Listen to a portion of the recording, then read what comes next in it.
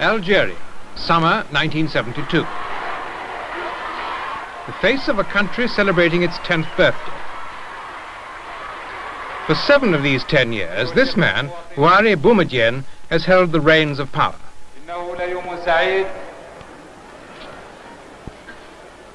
His domain defies precise labeling, an Arab nation, yet far removed from the Central Arab bloc. In parts, highly modernized, yet devotedly anti-colonialist.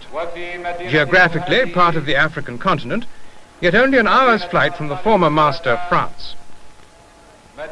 It's this mixture of contrast and paradox that Boumediene must hold together as he strives to modernize Algeria and consolidate her world position.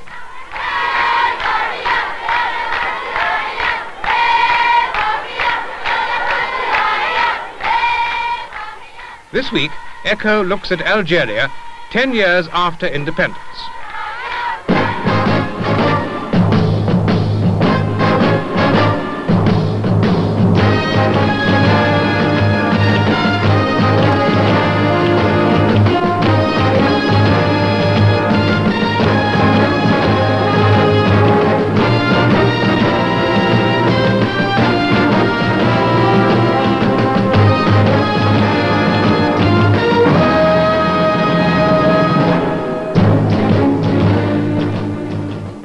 In 1962, when de Gaulle made peace with the Algerian insurgents, the French took with them civil servants, doctors, lawyers and engineers. They left the country without telephonists, station masters or plumbers. The new tower blocks of Algiers suggest, superficially, a remarkable recovery from this situation. True, Algeria under Boumediene has advanced far since the early anarchic days under Ben Bella. The giddy idealism of 1962 has given way to Boumediene's own style of pragmatism.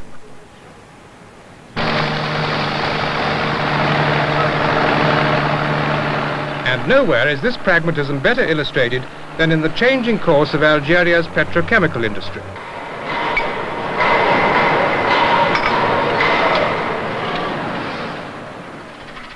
True, Boumediene took the foreign oil companies under state control last year, but this gesture to socialism is nicely balanced by other steps in the same field. Over the next 25 years, Algeria has contracted to supply natural gas to the eastern United States, bringing in a foreign revenue of between $50 and $75,000 million.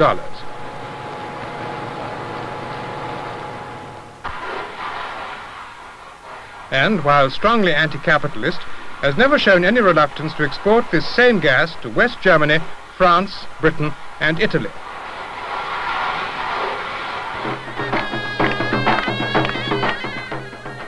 And on the political front, while preaching an amalgam of Islam and socialism, Boumediene has taken politics out of national life.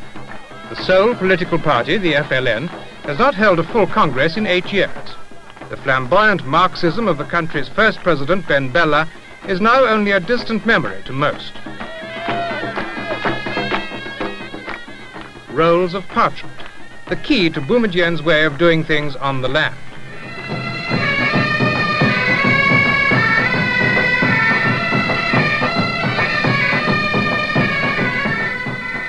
The drone of bagpipes provides an unusual overture to land reform.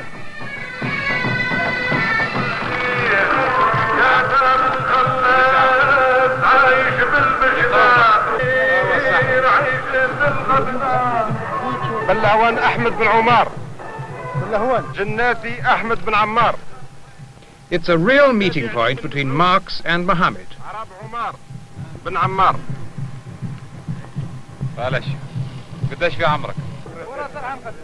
On occasions like this, the distribution of land deeds and farm equipment to formerly landless peasants, Boumediene makes one of his rare public appearances.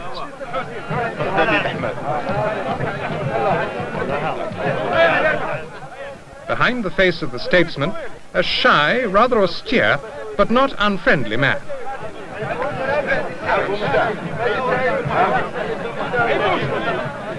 Again, the same blend of idealism and reality. The peasants now own the land they used to work for others. But instead of working for a remote government agency, they will be working in a cooperative, self-ruling along Yugoslav lines.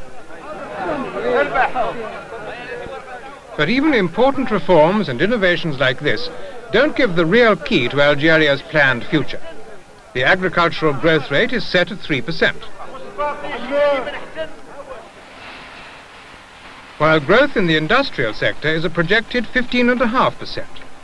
This is what Boumediene really wants, to turn Algeria into a modern industrial nation run along socialist lines, with the heavy industries taking precedence over all other sectors of the economy.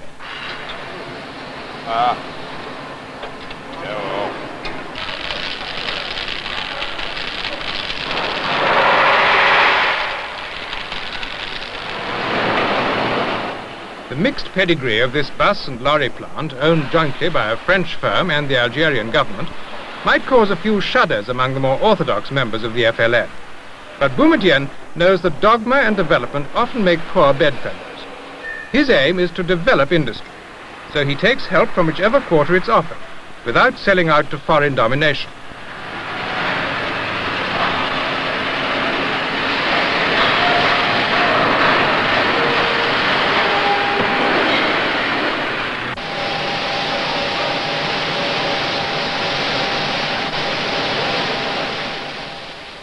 At present, nearly 9/10 of the parts in this plant come from abroad, but the quota is dropping steadily.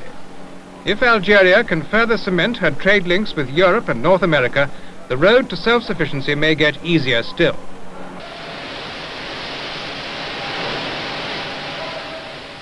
There are still some stumbling blocks to greater international cooperation. And the best publicized of them land here at Algiers airport. Hijacked planes, commandeered by American black militants and flown to what they imagined would be a rapturous welcome. But the hijackers' flight eastwards was a flight back along the political timescale.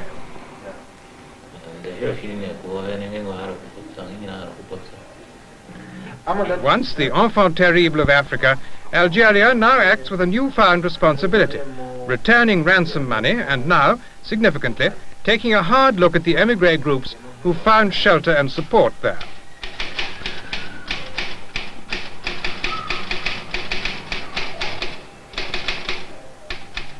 Until this year, such groups could count on financial help from the FLN, and in some cases were even accorded semi-diplomatic status. But the signs now are that time is running out, at least for some of the more extreme groups.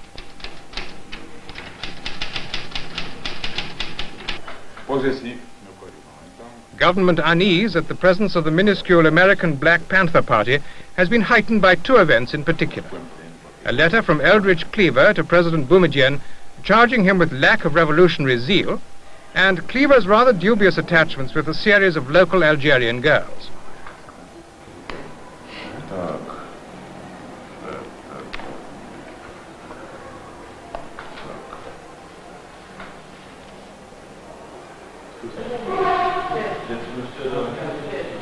Tami? C'est Tami? Comment vas-tu? All this, combined with the need to maintain good relations with the countries vital to her development, means Algeria may yet have to revise completely her role as a sanctuary for lost revolutionaries. And it's known that the other groups operating there are increasingly unhappy at the unwelcome publicity that the Panthers have focused on them all.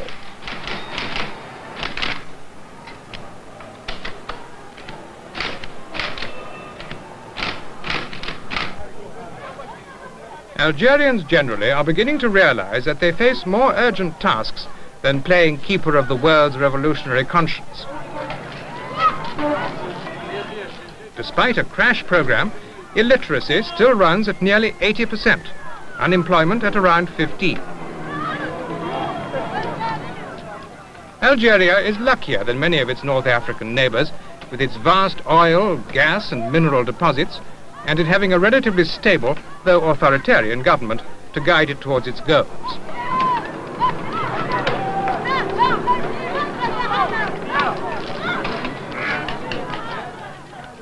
In 10 years of self-government, some mistakes have been made. But it must be said that the prospects for the next 10 years look undeniably brighter than could ever have been imagined back in 1962.